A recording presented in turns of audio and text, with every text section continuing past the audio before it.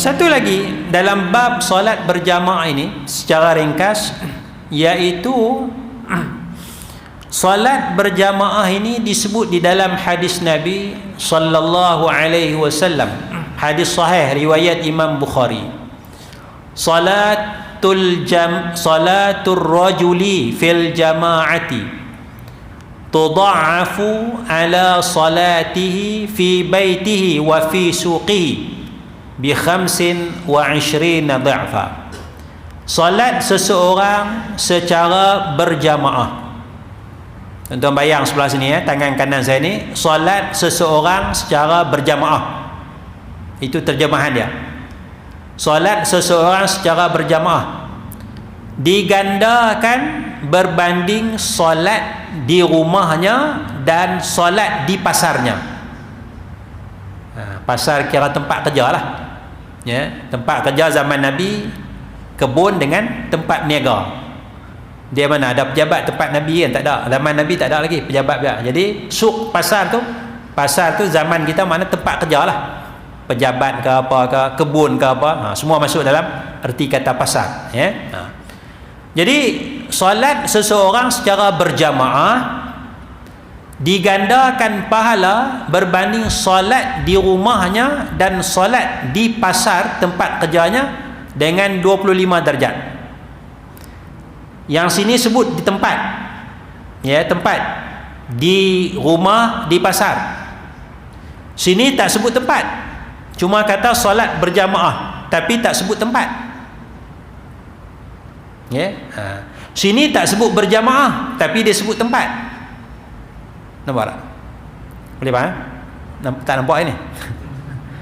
Solat seseorang secara berjamaah, solat di rumah dan di pasar. Berjamaah ke tak berjamaah sini?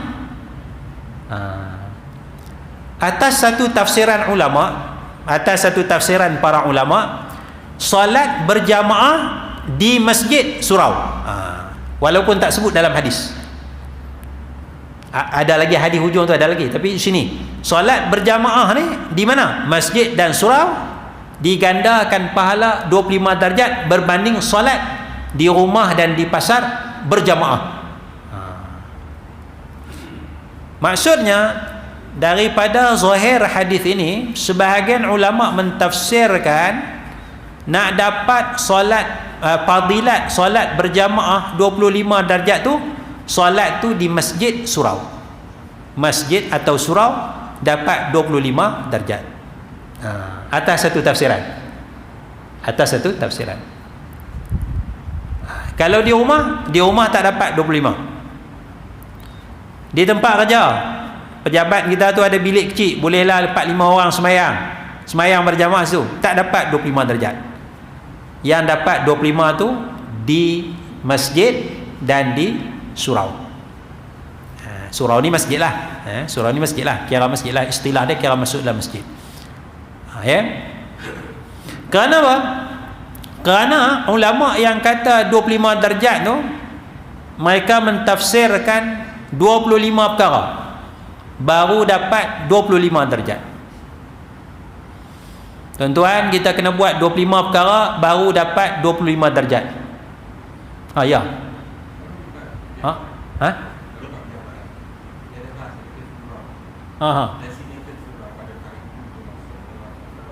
Designated surau yang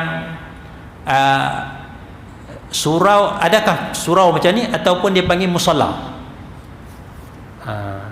Kalau surau macam ni kira masjid lah ni. Dalam hadis sebut masjid. Kira ni surau ni kira masjid lah, ya. Tapi yang surau bilik tu musalla tu, ya, pejabat kita macam tempat semayang dekat Petronas, itu musalla. Musalla tu dia tak sampai tahap masjid lah, ya, tak sampai tahap masjid. Ya, jadi itu yang kata hadis kata tu berbanding semayang di rumah dan di pasar. Jadi musalla, bilik semayang di pejabat kita tu musalla, bukan surau, bukan masjid. Baik, tafsiran ulama menyatakan 25 perkara kena buat. Mana satu perkara tuan-tuan kita buat dapat 1 darjat. 10 perkara kita buat dapat 10 darjat, 25 perkara buat dapat 25 darjat.